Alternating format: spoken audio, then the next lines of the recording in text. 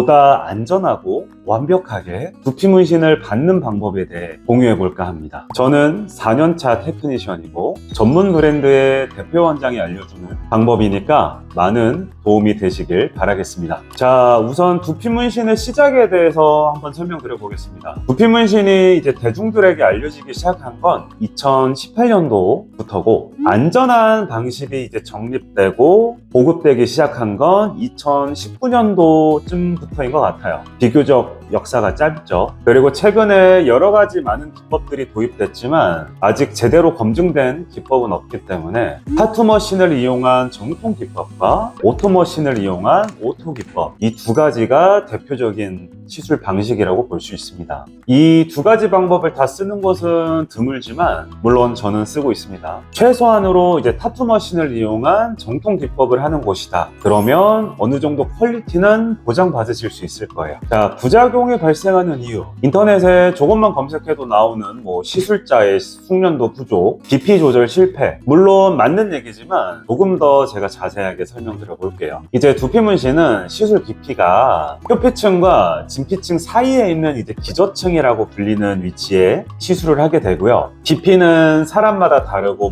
피부마다 다르겠지만 약 1mm 내외로 색소를 삽입하게 됩니다. 이 시술의 핵심은 이 1mm 깊이를 유지하는 데 있는데, 하지만 이제 숙련도가 부족한 작업자는 이걸 유지하지 못해서 1mm를 넘어서 이제 진피층까지 색소를 도달하게 하는 경우가 많습니다. 표피층이나 기저층은 이제 피부 조직이 단단하기 때문에 색소를 삽입 시 올바른 형태로 굳으면서 발색을 짠 하고 나타날 수 있는데, 진피층 같은 경우는 피부 조직이 말랑말랑한 편이기 때문에 색소가 주입되면 그 색소의 형태가 물처럼 퍼져버리는 현상이 생기고, 우리는 이제 그 현상을 부작용이라고 칭하고 있습니다. 그리고 피부의 특성을 제대로 파악하지 못해서 발생하는 현상들도 있습니다. 사람의 피부층 중 제일 얇은 곳은 이제 두피와 손바닥인데, 그중 두피는 이제 사람마다 두께의 편차가 굉장히 큰 편입니다. 흔히 머리에도 살이 찐다라는 말을 들어본 적 있으실 건데요. 실제로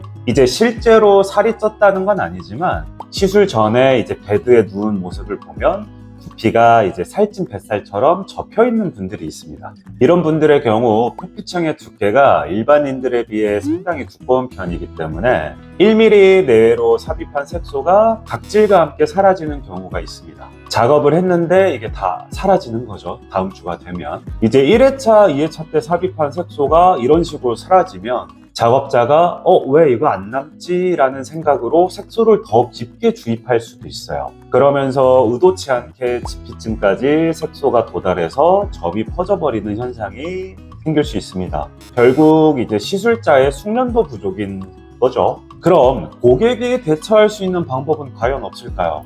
아쉽지만 이 부작용을 유발하는 행위를 즉시 캐치하는 게 아닌 이상 방법이 없습니다. 그리고 일반인한테 그걸 캐치해내라는 것도 어려운 일이죠. 다만 작업 과정에서 의심해 볼 만한 사항들은 있습니다. 자, 첫 번째, 시술에 대해 정확히 설명해 주는가. 두피 문신 시술에 대해 완벽히 이해하고 있는 시술자들은 고객님들 상담할 때 굉장히 심도 깊은 시술 가이드를 제공해 드릴 거예요. 무작정 이거 하면 효과 좋아요, 무조건 할 수 있습니다, 어두워집니다, 이렇게 단순 주장이 아니라 어떤 식으로 시술을 할 거고 부작용에 대해서도 세밀하게 설명을 해 주실 거고 굉장히 이제 깊이 있는 가이드라인을 제시해 줄 겁니다.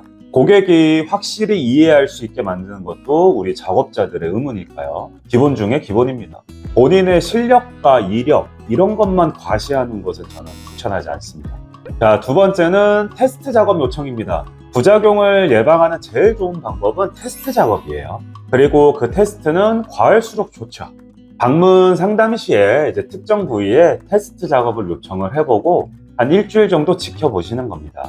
그리고 안전하다 판단이 된다면 그때 이제 본 작업을 받기 시작하시면 돼요. 실력이 부족한 업체의 문신은 이제 금방 퍼져버리거나 문제가 되지만 올바르게 삽입된 색소들은 모근과 비슷한 사이즈의 형태를 유지하면서 발색 또한 이쁘게 나와 있을 겁니다.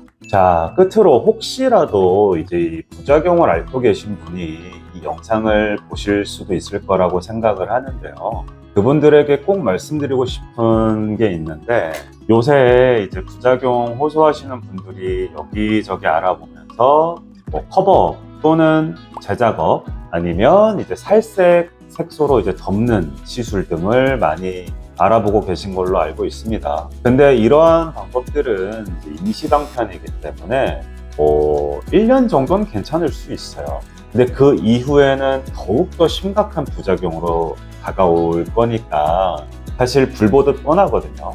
그래서 저는 웬만하면 이제 병원에 가서 레이저를 통해 제거를 하시는 것을 추천드리고 있고요. 물론 비용이 많이 나올 거예요. 그렇지만 저는 빚을 내서라도 가서 지우시는 것을 적극 추천드리고 있습니다. 탈모로 평생 받아온 고통이 이 부작용으로 인해 배가 돼서 돌아온다면 더 이상 여러분들에게 밝은 모습은 없을 겁니다. 평생 가리고 살아야 되고 평생 고통 받으셔야 됩니다. 부작용을 이제 앓고 계신 분들이 저를 찾아오면 늘 하시는 말씀이 다 똑같아요. 바로 죽을 만큼 힘들어요 입니다. 이상 김세현 원장이었습니다. 감사합니다.